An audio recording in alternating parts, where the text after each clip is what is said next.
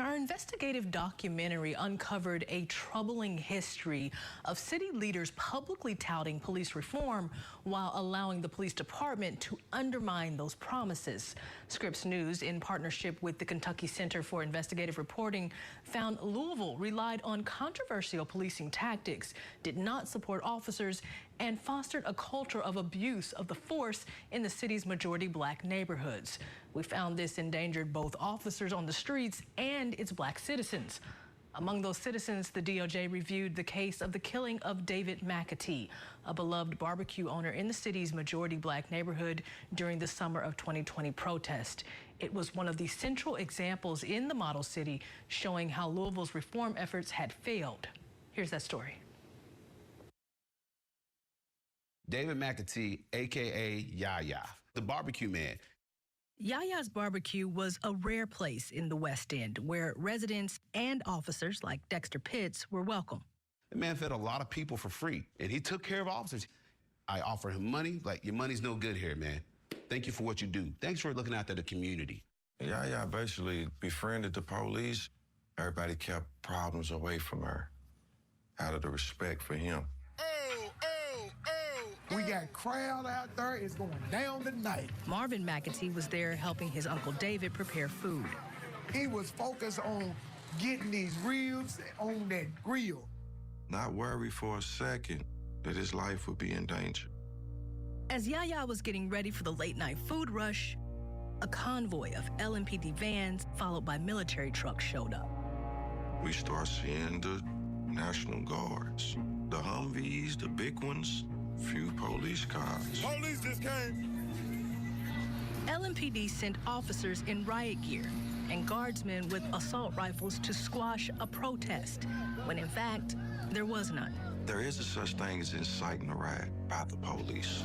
Get in the car and leave. Let's go. I'm gone. Soon as I get my keys. Police jumped out of their vans, and almost immediately, an officer fired a pepper ball into the street in front of Yaya's. People flooded into the kitchen for cover. McAtee's niece stood in the doorway. The officer continued to fire pepper balls, this time at her. Drink cans went flying, then McAtee's niece was hit in the shoulder. He looking at his niece fall back. Whoever did this can't be the police in his eyes, not the police that he feed. McAtee leaned out of the kitchen door with a gun and fired one shot. Shots fired, shots fired. And then he fired a second shot. LMPD officers and National Guardsmen responded with a barrage of gunfire. McAtee was struck once in the chest. Get on the ground! Get on the ground! Crawl! Crawl! Crawl! He's dying! He's dying! Put your hands down. Who's dying? Put your hands down and just wait. But it was too late. David McAtee was dead. They just killed Yaya.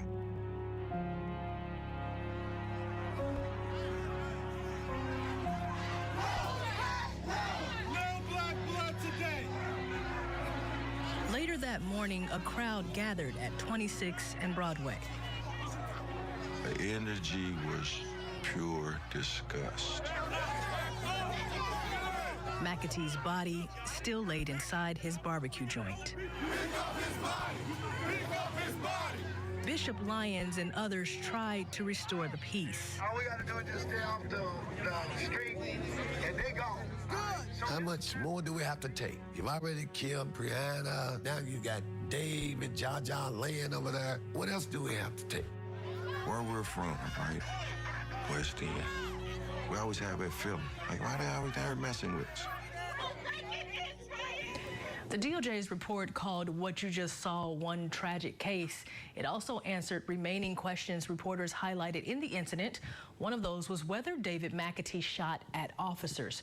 For the first time, the report confirms what we heard from community members on the ground all along, and that is that McAtee fired twice in the air, not at police.